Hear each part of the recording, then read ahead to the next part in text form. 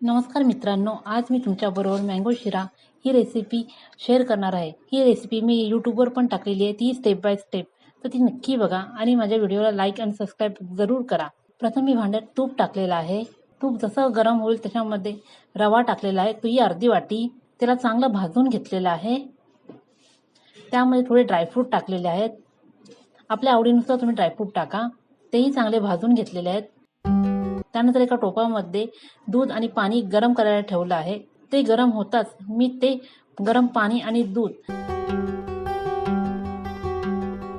रव्यामध्ये ओतलेलं आहे. त्यामध्ये रवा मऊसूत आणि चांगला बनतो.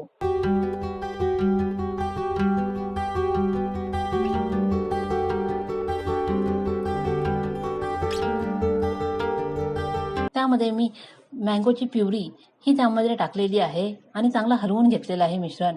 त्यामध्ये साखर टाकली. जर मँगो गोड असेल तर साखर कमी टाका.